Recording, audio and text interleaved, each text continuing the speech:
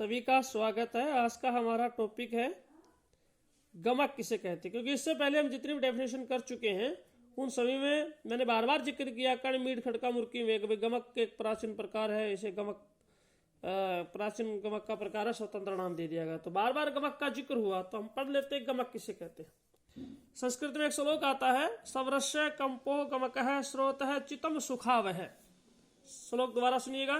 गमक के लिए श्लोक आता है, सवरस्य कंपो गमक है स्रोत है चितम सुखाव है। अर्थात गंभीरता पूर्वक स्वरों का उच्चारण करना ही गमक कहलाता है, जिसे सुनकर प्राणी के मन में ये सुनकर मन को शांति मिलती है, मन को अच्छा लगता है, मन को आकर्षित लगता है, मन को आकर्षित करता है, मन का जो रंजन करे वही गमक कहलाता है। गंभीरता पूर्वक स्वरों का उच्चारण करना ही गमक कहलाता है। इसकी उत्पत्ति संस्कृत भाषा के गम धातु से हुई है, जिसका अर्थ है चलना, गति देना। संगीत की खोज करने वाले सौंदर्य विज्ञान के विद्वानों ने गमक को बहुत अधिक महत्व दिया है। इनके अनुसार संगीत में भावुकता, रंजकता और आकर्षण उत्पन्न होने का कारण गमक। इसी बात को हम दोबारा सुनेंगे। गंभीरता पूर्वक स्वरों का उच्चारण करना ही गमक कहलाता है।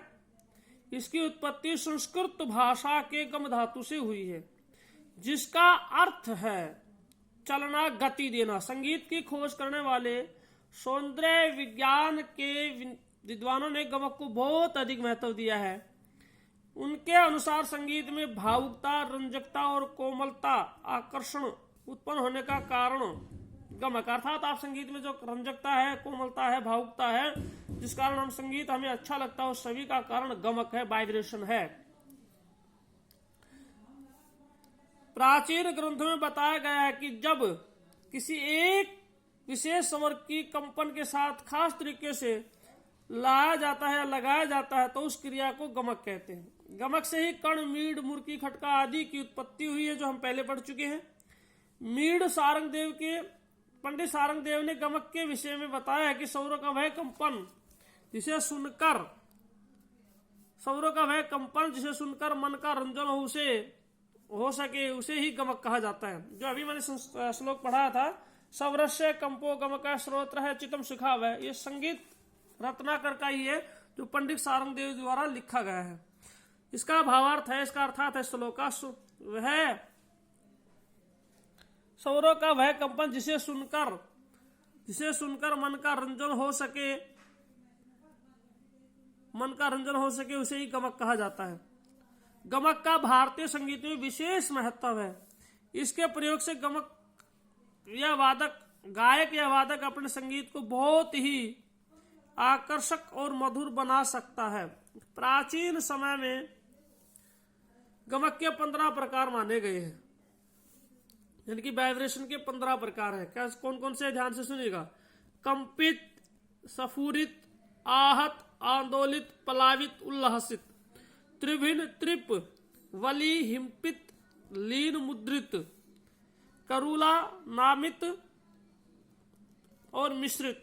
ये गमक के 15 प्रकार हैं। गमक अर्थात संगीत में जो भी आकर्षण है, भावुकता है, रंजकता है, संगीत में जो आकर्षण उत्पन्न होता है, अट्रैक्शन आता है, बार बार सुनने की इच्छा जागृत होती है, उसी का कारण क्या है? उसका कारण क्या है? गमक है। जैसे एक सिंपल तरीका आपको बताता हूं वाइब्रेशन का। मान लीजिए आपने सरगम का उच्चारण किया, सिंपल उच्चारण क्या किया? सा रे ग म पा धा नी सा। इसमें कोई आकर्षण नहीं है, ये सिंपल है, साधारण है, इसमें कोई वाइब्रेशन का प्रयोग नहीं किया। लेकिन प्रॉपर उच्चारण जो संगीत का है, सरगम का, वो मैं आपको करके दिखाता हूँ, जिससे आकर्षण उत्पन्न होता है, जिसे बार बार सुनने की इच्छा जागृत होती है और इसमें वाइब्रेशन अधिक होते हैं। गमक युक्त सरगम आपको सुना रहा हूं। बिना गमक के स्वर भी अधूरा होता है, निरस होता है। उच्चारण देखिएगा। सा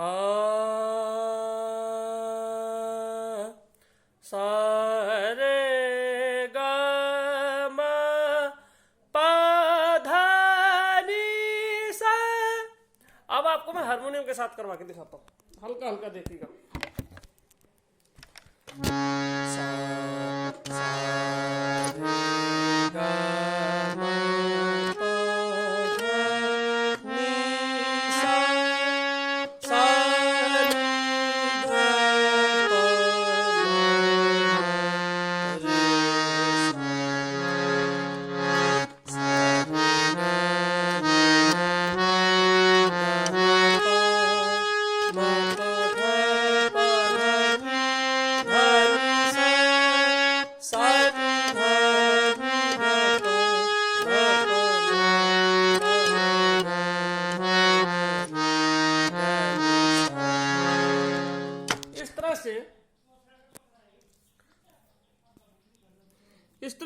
इस तरह से सरगम का उच्चारण किया जाता है, जिससे आकर्षण उत्पन्न होता है वाइब्रेशन के द्वारा। इसके 15 प्रकार हैं। अगला जो हमारा टॉपिक है वो है ग्राम किसे कहते हैं। अगला क्या है? ग्राम किसे कहते हैं। ग्राम शब्द एक समूहवाची शब्द है। ग्राम शब्द एक समूहवाची शब्द है जिस प्रकार परिवार के लोग परिवार में लोग एक साथ मिलजुल कर रहते हैं। जिस प्रकार परिवार में लोग एक साथ मिलजुल कर रहते हैं तथा एक दूसरे की मर्यादा की रक्षा करते हैं। अपना एक दूसरे का मान सम्मान, एक दूसरे की प्रतिष्ठा का ध्यान रखते हैं और एक दूसरे को आश्रय प्रदान करते हैं। शब्द क्या है? आश्रय, सहारा, आश्रय प्रदान करते हैं। उसी प्रकार वादी संवादी स्वरों का वह समूह जिसमें श्रुतियां व्यवस्थित रूप से स्थित हो तथा जो मूर्छनाओं का आश्रय हो उसे ही ग्राम कहते हैं। दोबारा फिर सुनिए शुरू से।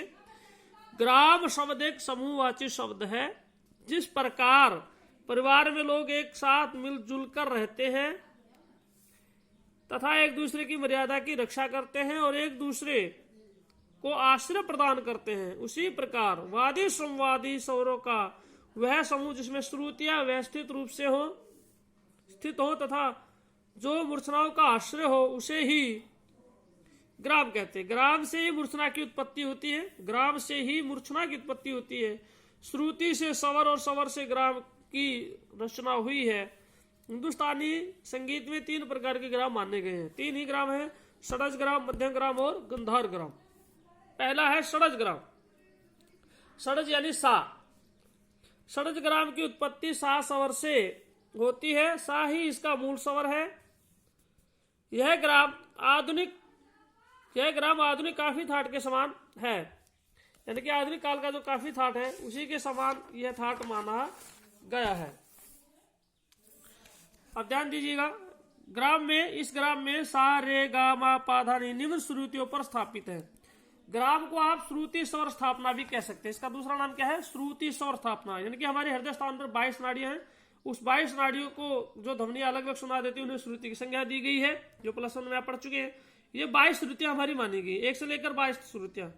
इन 1 से लेकर 22 श्रुतियों में कौन कौन सी श्रुतियां चुनी गई जिनपे स्वर स्थापित है? सा रे गा मा पा धा नी स्थापित है। तो षडज ग्राम की श्रुति स्वर स्थापना, श्रुति व्यवस्था या स्वर व्यवस्था इस प्रकार है। चौथे स्वर पर सा 4 7 9 13 17 20 22, 4 7 9 13 17 20 22। इसका मतलब यह है सा चौथी श्रुति पे सा, 7वीं श्रुति पे रे, 9वीं श्रुति पे गा, 13वीं श्रुति पे मा, 17वीं श्रुति पे पा, 20वीं श्रुति पे धा और 22वीं श्रुति पे नी। ये षडज ग्राम की श्रुति स्वर स्थापना है।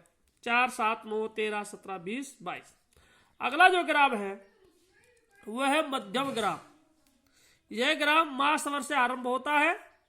इसका मूल स्वर भी मा ही है। इस ग्राम की उत्पत्ति षडज ग्राम के पंचम स्वर की एक श्रुति कम कर देने से होती है। ध्यान दीजिएगा, समझाने के लिए मैं आपको बता देता हूं। ये जो श्रुति है 17वीं, इसमें से एक श्रुति कम कर देंगे तो 17 की जगह 16 आ जाएगा। तो षडज ग्राम क्या बना? मध्यम ग्राम क्या बना? 4 7 9 13 16 20 22। ये बना रूल के हिसाब से। 17 में से एक कम किया 16 हो गया। तो मध्यम ग्राम क्या हुआ? 4 7 9 13 17 20 22। लेकिन कंडीशन देखिएगा, दोबारा सुनिए। यह ग्राम महास्वर से आरंभ होता है। कंडीशन क्या है? महास्वर से आरंभ होता है। इसका मूल स्वर भी मा ही है।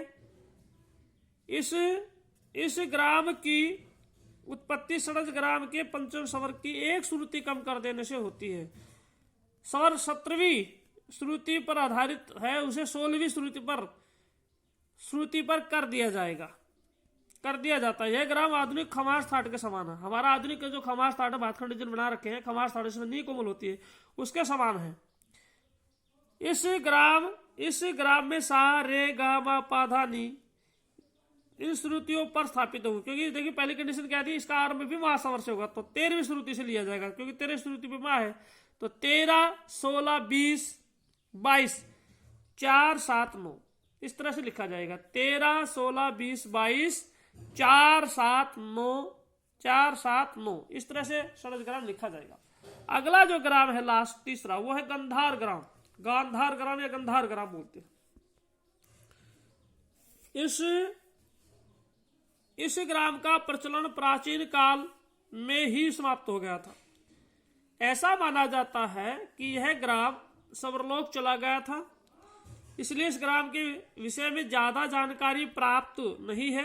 कुछ लोगों का मानना है कि प्राचीन काल में निषाद ग्राम प्रचलन में था, यह निषाद ग्राम प्रचलन में थे, निषाद ग्राम था, लेकिन इसे गंधर्व जाति के लोगों ने अपना लिया, इसलिए इस ग्राम का नाम गांधार ग्राम पड़ा। गंधर्व लोग के बारे में आपको बता देता हूँ। गंधर्व लोग वो होते हैं जो स्वर्ग लोग में महाराजा इंद्रदेव के दरबार में या स्वर्ग लोग के जो संगीतकार होते हैं, जो वहाँ के गायन वादन करने वाले होते हैं, अप्सराएं होती है, गंधर्व होते हैं, ऋषि होते हैं, मुनि होते हैं, जो वहाँ पर गायन वादन करते हैं, उन्हें गंधर्व कहते हैं। जैसे नारद जी भी गंधर्व की श्रेणी में आते हैं। महर्षि नारद तमरू ऋषि थे, तो ये गंधर्व होते हैं, तो जो स्वर्ग में गायन वादन करते हैं। लेकिन गंधर्व जाति के लोगों ने अपना निषाद ग्राम को अपना लिया, इसलिए इस ग्राम का नाम गंधर्व ग्राम पड़ गया। प्राचीन काल में गंधार ग्राम लुप्त होने के कारण मध्य काल में केवल 2 ही ग्राम प्रचलन में थे, षडज और मध्यम ग्राम, और आधुनिक काल में केवल षडज ग्राम का ही प्रचलन है। यानी कि आधुनिक काल में जो भी गायन वादन होता है वो षडज ग्राम से ही होता है, 4, 7, 9, 13, 17, 20, 22 से। आधुनिक श्रुति स्थापना वैसे अलग है, वो आपको फिर बताएंगे। ग्राम हमारे 3 थे, षडज ग्राम, मध्यम ग्राम और गंधार ग्राम, जो लुप्त हो गया।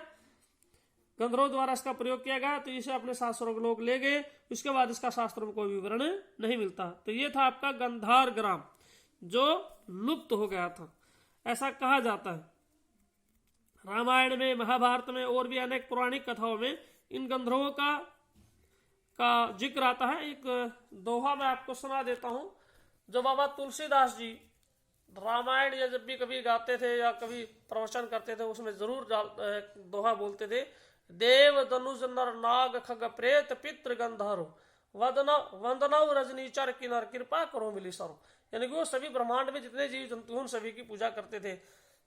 आधुनिक साइंस इस बात को नहीं मानती कि गंधर्व लोग होते थे, स्वर्ग से कोई आता या जाता था, लेकिन हमारे पौराणिक शास्त्रों में हजारों साल पहले हमारे ऋषि मुनियों ने लिखा है कि देवी देवता भी हमारी धरती पर, जब भगवान श्री राम का जन्म हुआ, सीता स्वयंवर हुआ, राजा युधिष्ठिर ने अश्वमेध यज्ञ किया, तो स्वर्ग लोक से भी संगीतकार देवी देवता यहाँ पे आए, उन्होंने गायन वादन किया है। तो उसी संदर्भ में ये गांधार ग्राम भी आता है कि हमारे पृथ्वी पर निषाद ग्राम था, तो निषाद ग्राम का प्रयोग गंधर्व लोगों ने किया और अपने शास्त्रों में ले गए, और उसके बाद में शास्त्रों में इसका कोई विवरण नहीं मिलता, और मध्य काल में ही गांधार ग्राम समाप्त हो गया था।